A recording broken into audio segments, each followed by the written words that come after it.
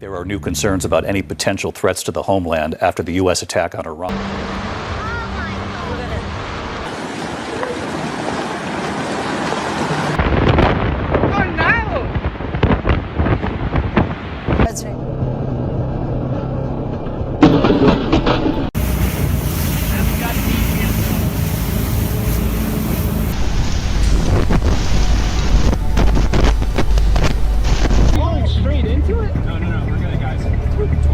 Across the Middle East, something strange is unfolding. It started with the water disappearing. Then the earth began moving. Then came the darkness. And now, people in Jerusalem are asking a question they never thought they'd ask in their lifetime. Are these just random disasters? Or is there a pattern connecting all of them? What we discovered changes everything. For decades, the Jordan River has been a constant. A source. A lifeline. But something shifted over the last few weeks. Sections of shoreline that were once underwater have now become exposed. The water line keeps pulling back further and further. What's left behind isn't just dry ground. It's cracked earth, dead vegetation, the remains of what used to sustain life in this region.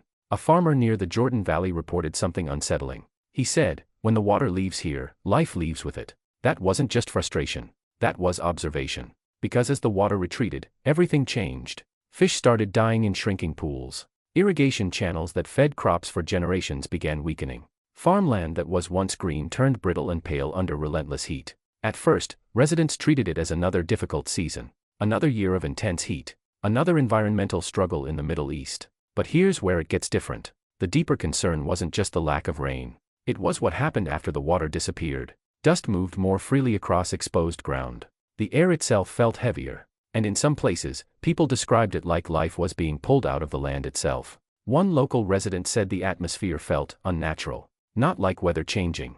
Like something was fundamentally shifting beneath them. But that was just the beginning. Because even as the water crisis deepened, something else started happening. The first tremor wasn't dramatic. It didn't announce itself. A resident in East Jerusalem felt a slight vibration beneath her apartment floor late at night. She almost dismissed it. But then it happened again.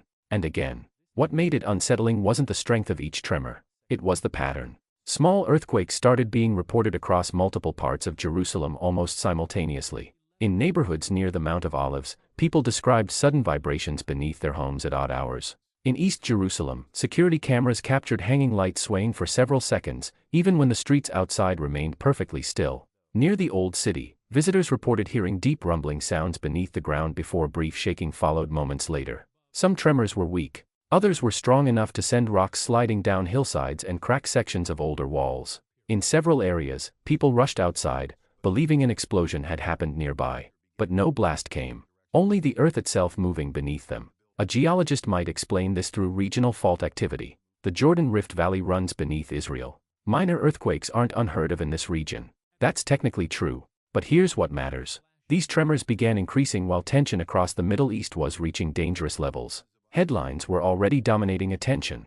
Political threats, military alerts, international pressure. And in the middle of all that uncertainty, Jerusalem itself began shaking. For many residents, it created a psychological weight far greater than the physical damage. One person reportedly said something that stuck with those who heard it. It felt like everything was trembling at the same time. The region, the future, even the ground under us. That's when people started noticing something. The tremors weren't random. They seemed to follow a pattern. They would intensify during moments of political tension. They would ease slightly when headlines quieted down. It was almost as if the earth was responding to human anxiety. But that's where the real fear began to set in. Because residents realized something. If the ground beneath the holiest city in the world couldn't stay stable, what else could fail? What other systems that they took for granted might suddenly become unreliable? A security guard in Jerusalem described the feeling like this. You wake up and the news is bad.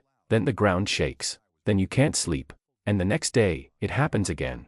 It's like the city is telling us something is wrong. Scientists pointed to tectonic pressure, geological cycles, natural stress release mechanisms. All of that is probably accurate from a purely scientific standpoint. But what disturbed people wasn't the explanation. It was the timing.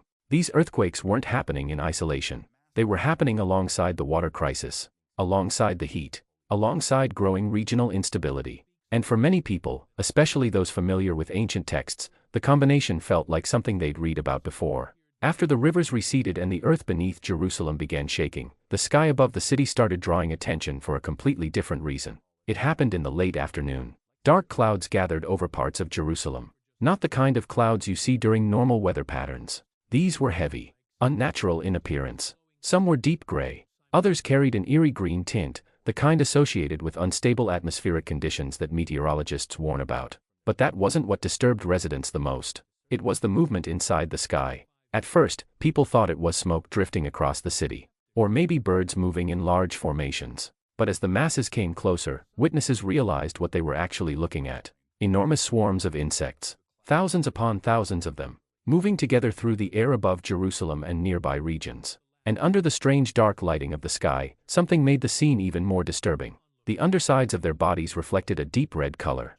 Videos spread online almost immediately. The sky was shifting between black, gray, and flashes of moving red as the swarms passed overhead. To anyone watching, it looked like blood moving through the clouds.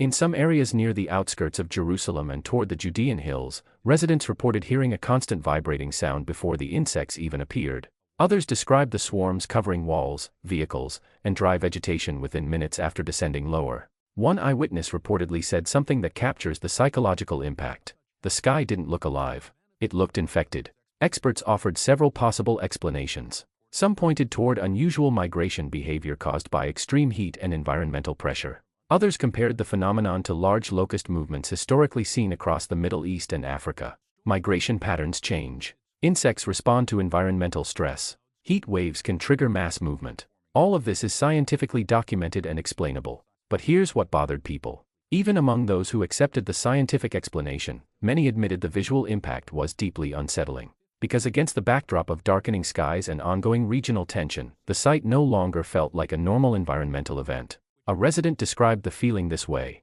when you're already afraid about what's coming, and then the sky turns black and fills with things that look like blood, your mind goes places. What made it even more significant was the timing. This didn't happen weeks after the water crisis began. It happened while the water was still disappearing, while the earth was still shaking, while residents were already on edge about political tensions escalating across the region. And almost immediately, people began making connections. They started posting videos online showing the darkened skies beside footage from earlier in the week, the receding rivers, the earthquake damage, the strange insects. They weren't isolated incidents. They were accumulating, building on top of each other. Each event adding weight to the growing sense that something larger was unfolding. Social media filled with theories, speculation, fear. People were asking questions that, weeks earlier, they would have dismissed as paranoid. What if these aren't separate disasters? What if they're connected? For many residents, the question wasn't about scientific accuracy anymore. It was about pattern recognition. And the pattern they were seeing looked increasingly familiar to anyone who'd ever read certain ancient texts. But the swarms didn't stay in the sky for long. Not the kind of dust that quietly settles across cars overnight. Not the kind that drifts lightly through dry streets during a normal afternoon. These were massive walls of dust moving across parts of Israel with frightening speed, swallowing highways, hillsides, entire sections of open land beneath thick orange and brown clouds that seemed to have a life of their own. In areas surrounding Jerusalem and stretching toward the Judean desert, visibility collapsed almost instantly. Powerful winds pushed dense layers of dirt and sand through the air so thick that drivers couldn't see the vehicles directly in front of them. Some pulled to the side of roads. Others abandoned their cars entirely as the storms intensified. Videos taken outside Jerusalem showed something that looked almost apocalyptic. Towering waves of dust rolling over the horizon like a living wall, consuming buildings and streets within seconds. The sky darkened so heavily in some areas that daylight briefly looked closer to sunset. Streetlights flickered on during the middle of the afternoon.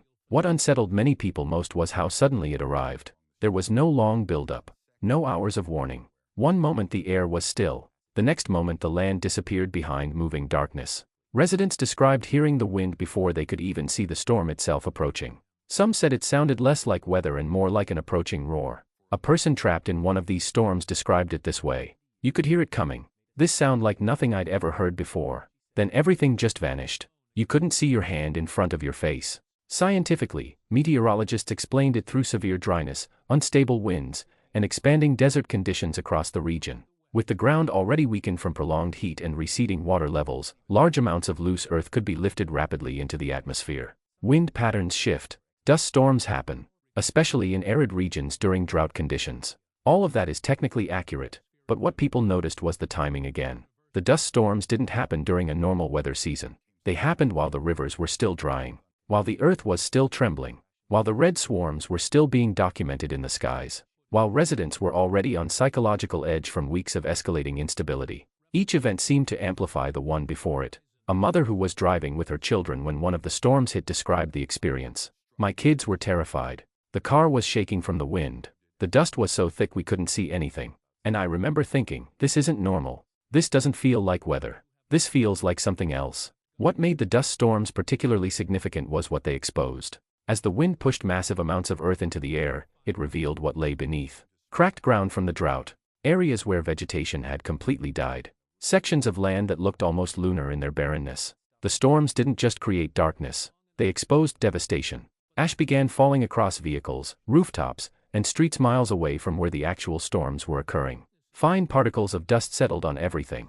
It was inescapable. You couldn't avoid it. Even inside homes, people reported finding layers of dust accumulating on surfaces within hours. One resident said something that captures how this affected people psychologically. The dust got everywhere. No matter what you did, it was there. And it made you realize how exposed everything was. How little protection we really had. But here's what really started to concern people. Meteorologists could explain the dust. Heat could explain the drought. Geology could explain the earthquakes. Entomology could explain the insect swarms. Every single event had a scientific explanation. Yet when you lined them all up together, the receding water, the shaking earth, the darkened skies filled with red swarms, the walls of dust, the explanations started feeling incomplete. Because the pattern wasn't random. The pattern looked intentional. And for many residents, especially those familiar with ancient religious texts, the imagery was becoming impossible to ignore. The hills surrounding Jerusalem had already been drying for weeks under relentless heat and harsh winds. Vegetation turned brittle. Grasslands lost their color. Trees that once lined sections of the hillsides began looking gray and lifeless beneath layers of dust left behind by the storms. Then the fires started appearing. At first they were scattered. Small brush fires reported near dry open land west of Jerusalem and along sections of the Judean hills. Isolated incidents. The kind of thing that happens during dry seasons in arid regions. Fire departments responded. Crews were deployed. It seemed manageable. But with the ground already weakened from weeks of drought and winds continuing to move aggressively through the region, something shifted. The flames spread far faster than anyone expected. Smoke columns rose into the sky across multiple locations. Visible from highways. Visible from nearby communities. Orange light flickered across the hills after sunset. What started as scattered fires began connecting. Spreading in different directions simultaneously. Residents in some areas woke up to the smell of burning air before even seeing the flames themselves. Others watched glowing lines of fire moving through dark hillsides during the night as emergency crews struggled to contain outbreaks happening in multiple places at once. Helicopters moved repeatedly across the skyline, attempting to slow the advancing fires. Videos circulating online showed roads disappearing behind smoke. Visibility dropping to almost nothing. Ash falling like snow across entire neighborhoods. In several places, evacuation orders were issued. Families grabbed what they could and left. Flames were moving dangerously close to residential zones. A firefighter described the scale of what they were facing. "We'd extinguish one area and 3 more would start behind us. The wind was pushing the fires faster than we could respond. It was like fighting something alive. The heat was intense. People reported feeling the warmth from fires miles away. Car paint blistered. Asphalt softened. The air became difficult to breathe. Ash accumulated on every surface, vehicles, rooftops, streets, clothing. It was impossible to escape. But what frightened people wasn't just the fire itself. It was the sequence. First the water receded. Then the earth shook. Then the skies darkened with red swarms. Then came the walls of dust. And now entire hillsides were burning beneath the same unstable skies hanging over the region. Each event feeding into the next. Each disaster creating conditions for the next one to be worse. The fires consumed what the drought had weakened. The drought had been enabled by the dust storms blocking sunlight. The dust storms had been created by exposed, cracked earth. The earth had cracked because the water disappeared. Everything was connected. A resident watching her neighborhood threatened by flames said something that reveals how people were processing this. It's not just that there's a fire. It's that everything has been breaking down. The water, the ground, the sky, the wind. And now fire. It's like the whole system is failing at the same time. Experts pointed toward dry conditions, strong winds, and environmental stress creating ideal circumstances for fast-moving wildfires. Climate data supported this. Weather patterns explained it. Drought cycles made sense of it. And all of that was probably true. But the cumulative psychological effect was something science struggled to address. Because residents weren't reacting to fire alone anymore. They were reacting to fire as the 5th or 6th major disaster in as many weeks. Fire as the continuation of a pattern. Fire as confirmation that things weren't getting better. They were getting worse. Social media filled with images. Before and after photos of hillsides. Videos of the orange glow at night. Testimonies from people who'd evacuated. And beneath all of it, a growing question that people were asking more openly now. Is this the beginning of something larger? A teacher who'd lived in Jerusalem her entire life said this. I've seen droughts. I've felt earthquakes. But I've never seen all of this together. And I've never seen people this afraid. Not just about the fires. About what comes next. The fires continued for days. Then weeks. Some were contained.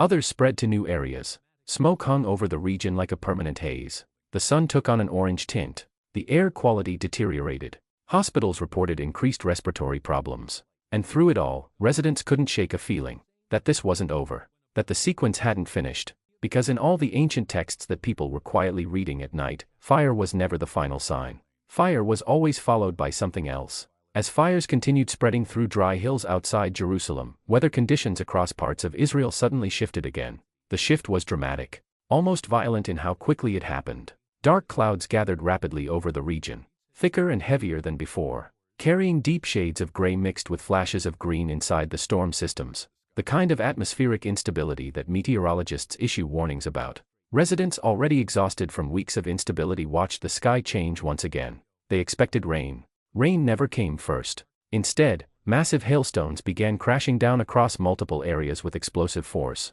In neighborhoods around Jerusalem and nearby central regions, people ran for shelter as ice slammed into rooftops, vehicles, and windows within seconds of the storm arriving. Some described the sound as closer to gunfire or falling concrete than normal hail. Windshields shattered almost instantly. Car alarms echoed through streets as chunks of ice bounced violently across roads and sidewalks. In several places, rooftop panels cracked under repeated impacts. Trees snapped beneath the weight of the storm like they were made of paper.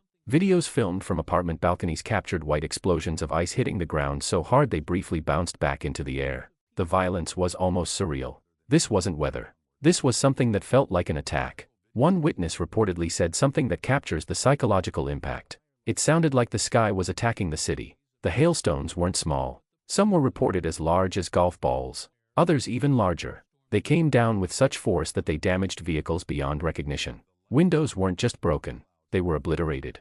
Skylights shattered. Parked cars looked like they'd been hit by explosions. A person caught outside during the worst of it described the experience. It was terrifying.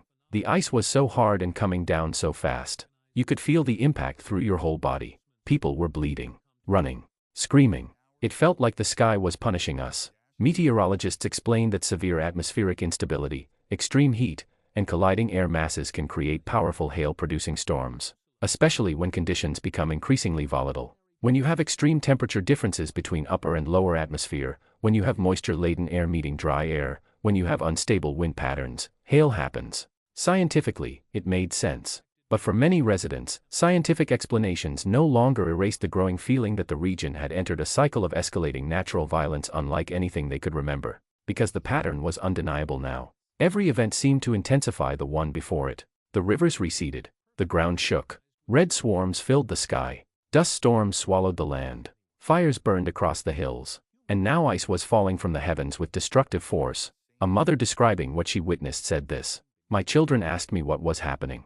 I didn't know what to tell them. I didn't have an explanation that made sense. How do you explain to a child that the sky is attacking? What made the hailstorm particularly significant was its timing. It arrived when people were already traumatized from the wildfires. Neighborhoods were still under evacuation orders. Smoke was still thick in the air. Emergency crews were still fighting blazes across the hillsides. And then the sky turned violent. People who'd evacuated their homes due to fire now faced hail damage to the places they'd fled to. Shelters were overwhelmed. Roads became impassable. The infrastructure that was supposed to help people recover from one disaster was now being damaged by another. A shelter coordinator described the chaos. People were terrified. We had families who'd lost everything to fire, and now ice was coming through the roof. There was nowhere safe to go. The hail lasted for hours in some areas. Continuous assault from above. No break. No relief. Just repeated impacts, repeated damage, repeated sounds of destruction. When it finally stopped, the aftermath was stark. Entire neighborhoods looked devastated. Not from fire. From ice. From weather that had turned hostile. And here's what really began to affect people psychologically. The scientific explanations, the atmospheric instability, the temperature differentials, the moisture patterns, all of that was probably accurate. But those explanations didn't address the fundamental question people were asking. Why now? Why all at once? Why was every system failing simultaneously? A resident sitting in a damaged home said something that reveals the shift in thinking. I understand how hail forms.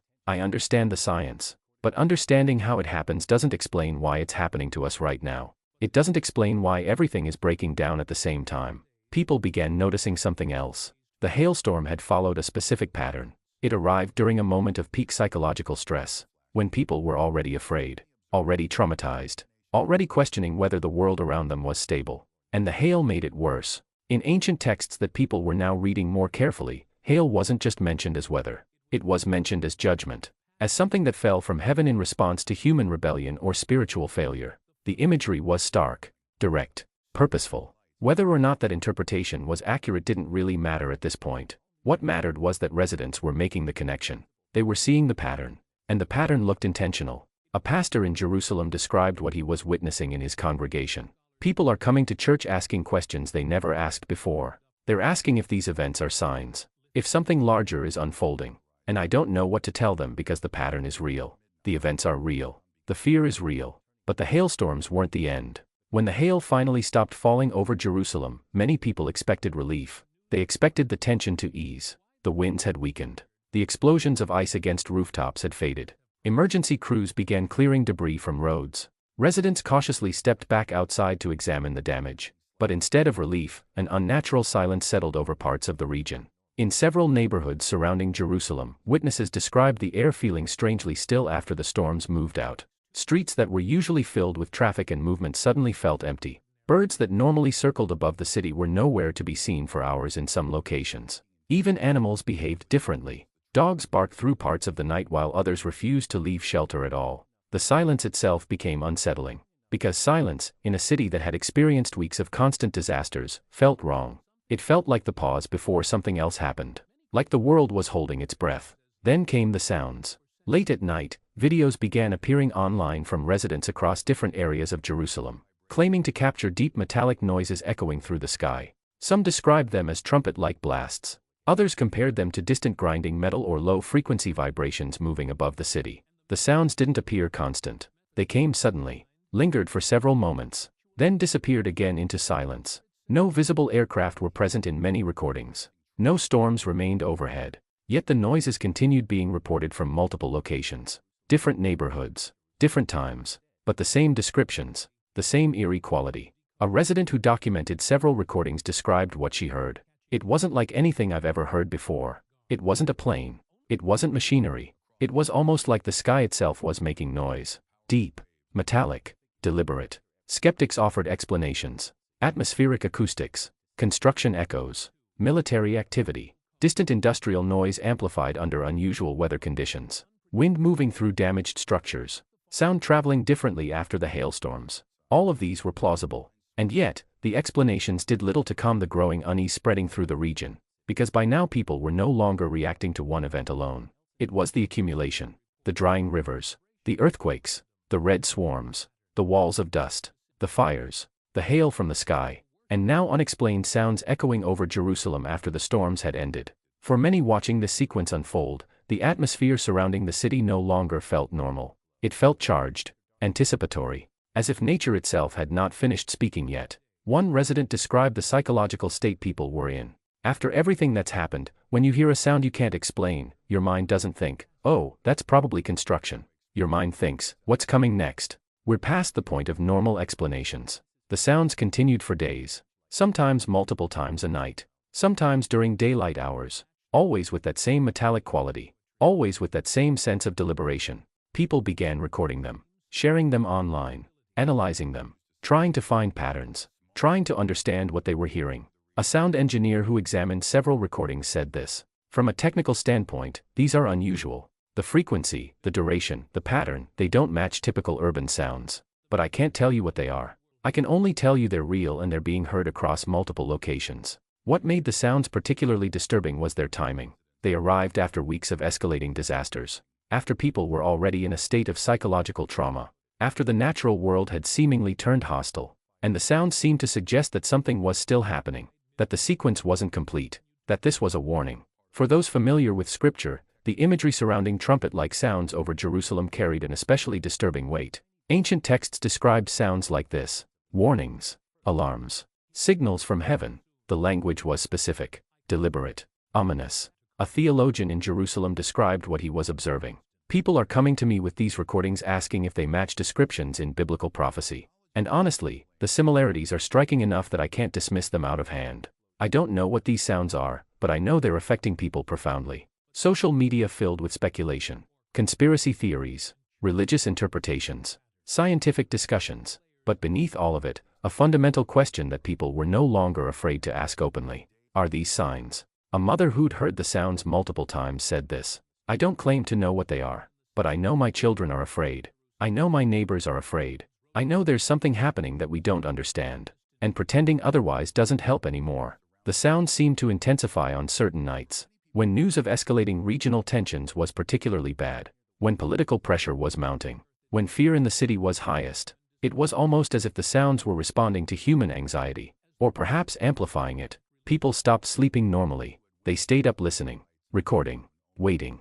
Some described it as if the city was in a state of waiting, anticipation, as if Jerusalem itself was holding its breath. And the sounds kept coming, night after night, week after week, each sound reinforcing the feeling that something larger was unfolding, that this wasn't random, that these weren't isolated events anymore. A resident who'd lived in Jerusalem for 60 years said something that captures how unprecedented this felt. I've lived through wars.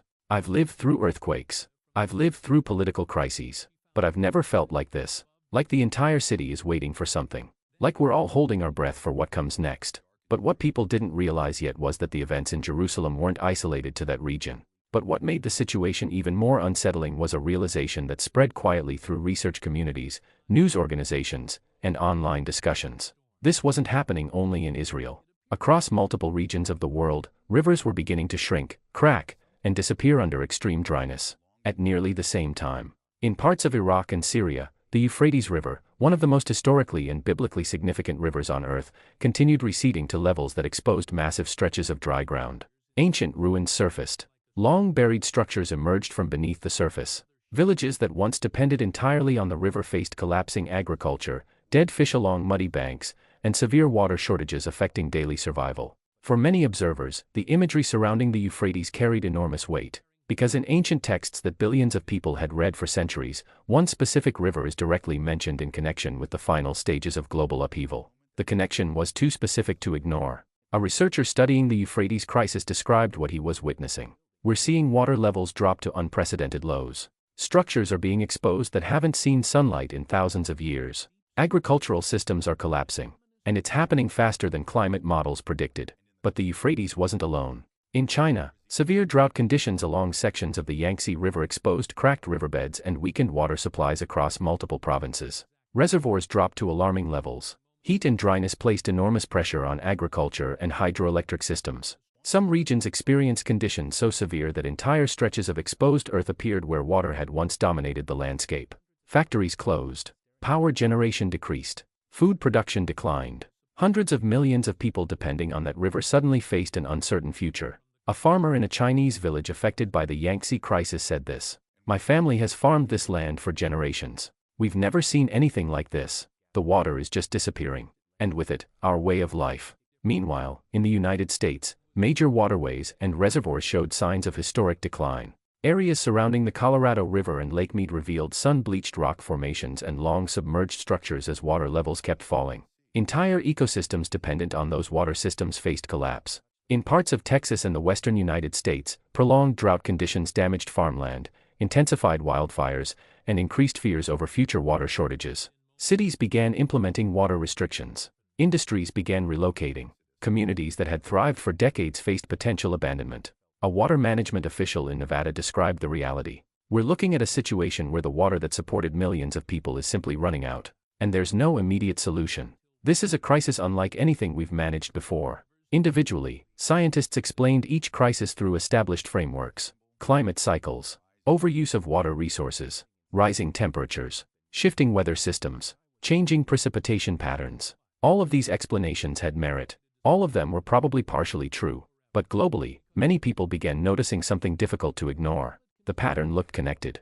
Israel, the Euphrates, China, America. Different nations, different climates, different political systems, different economic structures, yet the same image kept appearing again and again. Rivers pulling back while the land beneath them slowly died. And for many watching these events unfold together, the fear was no longer simply about drought. It was about what happens to civilization itself when water, the foundation of life, food, power, and survival, begins disappearing across the world at the same time. A hydrologist studying global water patterns said something that reveals the scope of concern. What we're seeing isn't localized drought. It's systematic decline of freshwater availability across multiple continents. The odds of this happening simultaneously by pure chance are extraordinarily low. Social media began filling with comparisons. Images of the Dead Sea receding, videos of the Euphrates exposed riverbeds, photos of Lake Mead at historic lows, satellite images showing the Yangtze drying, maps displaying the interconnected crisis.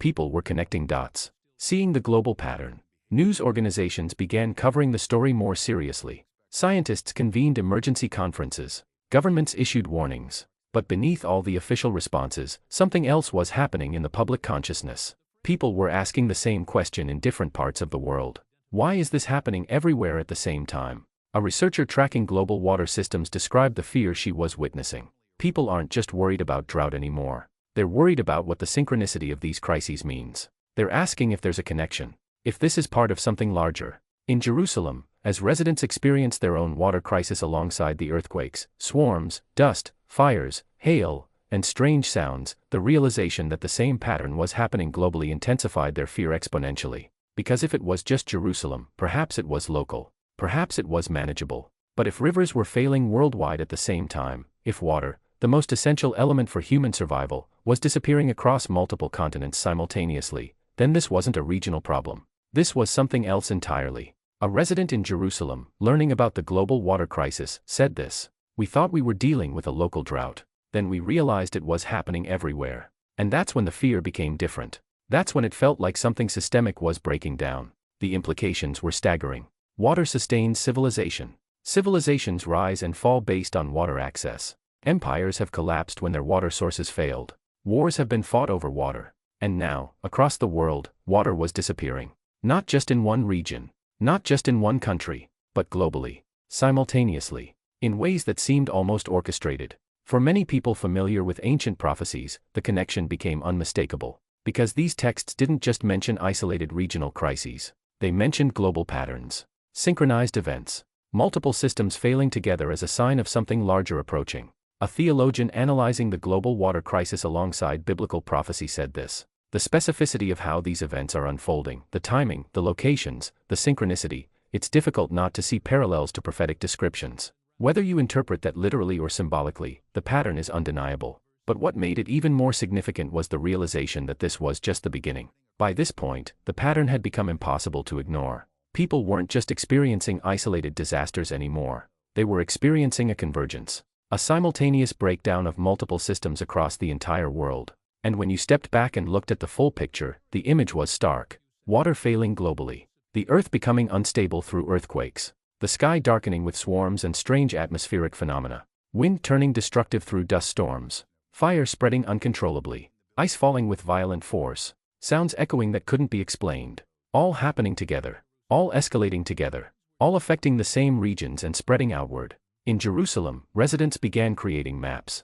Timelines. They documented every event, every date, every location. They overlaid them on top of each other and saw something that made their fear deepen. The events weren't random. They were sequential. Each one creating conditions for the next one to be worse. A researcher in Jerusalem who began analyzing the pattern described what he found. When you map these events chronologically and geographically, they follow a progression. Water disappears, creating drought conditions. Drought weakens the earth, making earthquakes more noticeable. Exposed ground creates dust. Dust blocks sunlight, affecting plant life. Weakened vegetation enables fire. Fire creates atmospheric instability, leading to extreme weather. And throughout, you have escalating psychological pressure on the population. It wasn't just cause and effect. It was acceleration. Each event seemed to happen faster than the previous one. The water crisis unfolded over weeks. The earthquakes intensified over days. The swarms appeared suddenly. The dust storms came with minimal warning. The fires spread rapidly. The hail was violent and immediate. The sound seemed to build in frequency. Everything was speeding up. Social media erupted with connections. People were creating elaborate timelines, comparing the events to ancient texts, drawing parallels to prophecies written thousands of years earlier. Some comparisons were thoughtful, others bordered on conspiracy, but the fundamental observation was consistent. Something was happening, and it was accelerating. A psychologist studying the public response described what she was observing. What we're seeing isn't just fear of individual disasters. We're seeing a collective recognition of pattern. And the human brain is hardwired to recognize patterns. Once you see the pattern, you can't unsee it. And this pattern is terrifying. In different parts of the world, people were making the same connections independently. Someone in Cairo noticed the Nile was behaving strangely. Someone in India noticed the monsoons were failing. Someone in Australia noticed unprecedented heat waves. Someone in Europe noticed unusual seismic activity. Someone in South America noticed deforestation accelerating alongside ecological collapse. And when these observations were shared online, a picture emerged, not of isolated crises, but of a global system under stress, a planet showing signs of distress, multiple systems failing simultaneously. A climate scientist studying the phenomenon said this: "From a purely scientific standpoint, we can explain individual weather patterns, water crises, and seismic activity, but explaining why all of these things are happening at the same time, in ways that seem to amplify each other, requires a level of systems analysis that goes beyond individual disciplines." What became clear was that this wasn't just a physical crisis, it was a psychological and spiritual one as well. Because as the physical events accumulated, they triggered something in human consciousness, a recognition of fragility, an awareness that the systems supporting civilization were more vulnerable than previously understood, a realization that the natural world wasn't as stable or predictable as humans had assumed. In Jerusalem, people began gathering in groups. Not just in religious settings, though those increased attendance dramatically, but in public spaces, streets, parks, marketplaces. People were talking, comparing experiences, trying to make sense of what was happening. A resident described the atmosphere. "It's like the whole city has become one consciousness. Everyone is experiencing the same fear. Everyone is asking the same questions. And everyone is trying to figure out what it means." The convergence had psychological effects that rippled outward. People who'd never been interested in prophecy or ancient texts began reading them. People who dismissed religious faith began seeking it. People who'd felt isolated in their fear discovered they weren't alone. Millions of people across the world were experiencing the same realization, that something fundamental was shifting. A sociologist tracking the global response noted something significant. "We're seeing a convergence of consciousness as well. People in different countries, different religions, different backgrounds, are coming to similar conclusions independently. They're recognizing pattern. They're sensing acceleration. They're asking if these events are signs." But here's what made the convergence even more profound. The events weren't just physical. They weren't just environmental. They were happening in a context of escalating human conflict as well. Political tensions, military buildup, economic uncertainty, resource competition, wars, instability. All of these human crises were unfolding simultaneously with the natural disasters, which meant the fear people felt wasn't just about nature turning hostile. It was about the combination of natural and human chaos happening at the same time. It was about losing faith in the stability of every system simultaneously. A political analyst observing the global situation described it this way: "What we're witnessing is a perfect storm. Environmental crisis, political instability, economic uncertainty, and psychological anxiety all converging at the same moment. The timing is devastating because people don't have the luxury of focusing on one crisis. They're facing them all simultaneously." In ancient prophecies that people were now reading more carefully, this was exactly the pattern described. Not isolated judgments, but convergence. Multiple systems failing together. Multiple signs appearing in the same generation. Creating a moment where humanity faced not just one challenge, but a complete reconfiguration of the systems that had supported civilization. A theologian in Jerusalem articulated what many were feeling. "Whether you believe these events are supernatural or natural, the convergence is real. And convergence is precisely what prophecy describes. Not one sign, multiple signs, appearing together, creating a moment of reckoning." What people were beginning to understand was that the convergence itself might be the message. Not any individual event, but the fact that everything was breaking down at the same time, in ways that seemed coordinated, in ways that seemed intentional. And the question that began echoing through conversations in Jerusalem and around the world was no longer about individual events. It was about what comes next. Because if this was the convergence, if this was the pattern that ancient texts described as preceding something larger, if water was failing, the earth was shaking, the sky was darkening, fire was spreading, ice was falling, and sounds were echoing, then according to those same texts, this wasn't the end. This was the warning. The realization came slowly at first, then all at once. People had been so focused on the disasters, the water disappearing, the earthquakes, the swarms, the dust, the fires, the hail, the sounds, that they'd missed something fundamental. Something that changed everything. The events weren't random. They weren't even separate crises happening to overlap by coincidence. They were part of a single, unified pattern. A sequence. A progression. And more importantly, they followed a specific order that people recognized from ancient texts. A researcher in Jerusalem made the connection explicit. I was reading through the prophetic passages while documenting the events, and I realized something terrifying. The order of these disasters matches the order described in ancient prophecies. Not approximately. Specifically. Water first. Then earth shaking. Then darkness in the sky. Then fire. Then hail. Then sounds. It's the same sequence. But here's what made this realization truly significant. It meant this wasn't about climate change alone. It wasn't about geological activity alone.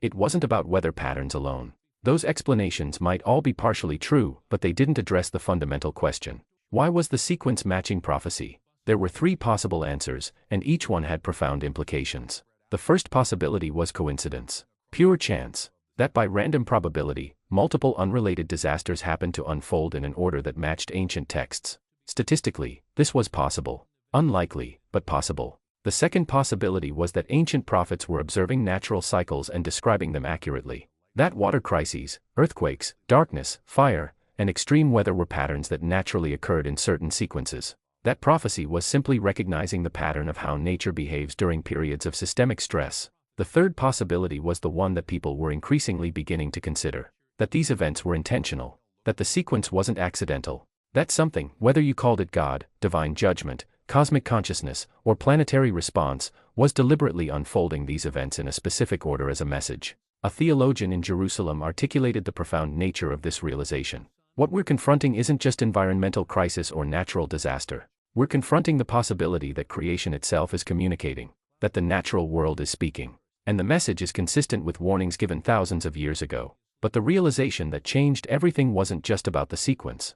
It was about what came next in the prophecies. Because people who read the ancient texts discovered that the sequence didn't end with strange sounds. The texts described what was supposed to come after the convergence. And that's what terrified them. A woman in Jerusalem who'd been studying the prophecies said this. Once you recognize the pattern, you see what comes next in the texts. And it's not comforting. The pattern described in prophecy continues past what we're experiencing now. And if the pattern has been accurate so far, then what follows? She didn't finish the sentence. She didn't need to. Because people understood. The convergence wasn't the climax. The convergence was the warning.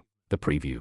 The beginning of something that was supposed to escalate further. And if the pattern held true, if the sequence continued as the ancient texts described, then humanity wasn't at the end of this crisis. It was at the beginning.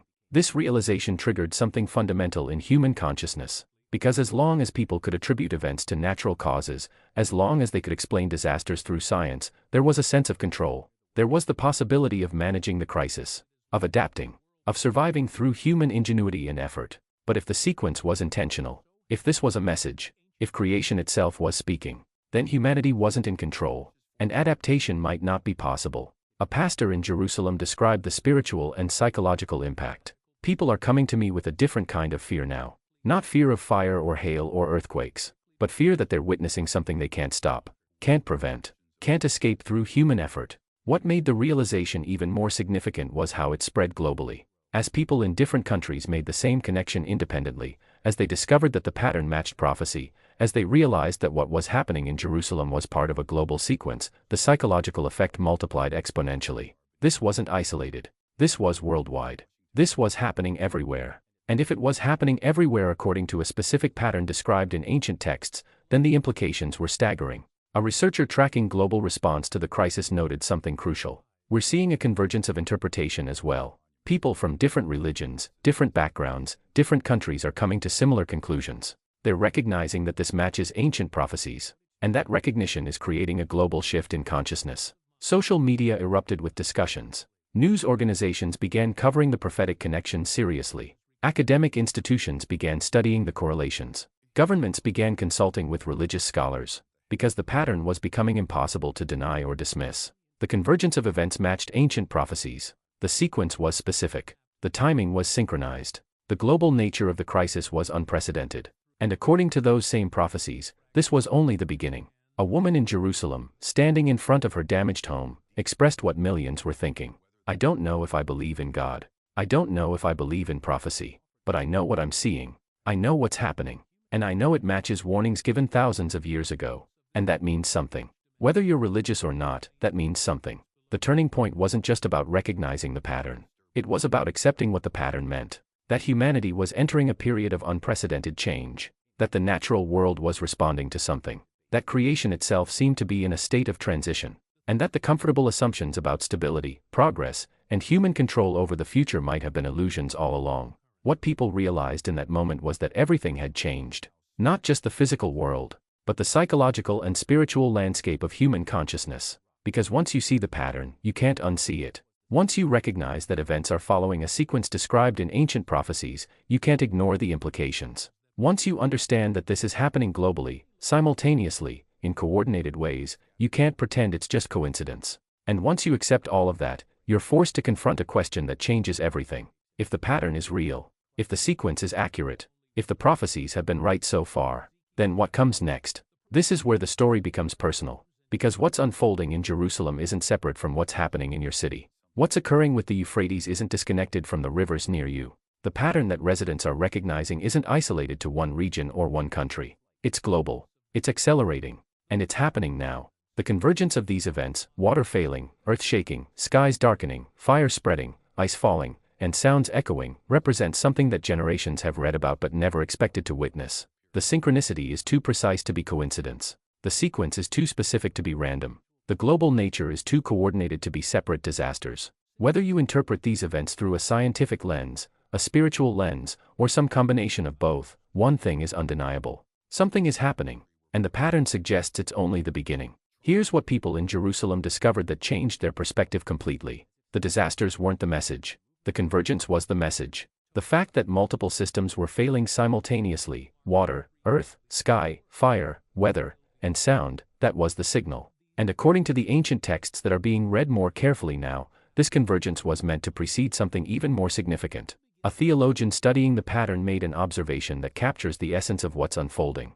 The prophecies describe a moment when humanity loses faith in the stability of all systems simultaneously. When the natural world, the political world, the economic world, and the spiritual world all enter crisis at the same time. That moment is now. But here's what makes this different from every other historical period of crisis. Never before have these crises been so perfectly synchronized globally. Never before have the events matched ancient prophecies so specifically. Never before have millions of people across different countries, different religions, and different backgrounds recognized the same pattern independently and simultaneously. That synchronicity itself is significant. A researcher studying global consciousness noted something crucial. What we're witnessing isn't just environmental or geological or meteorological crisis. We're witnessing a collective realization, a global awakening to pattern. And that awakening itself is part of the pattern described in prophecy. The question now isn't whether these events are happening.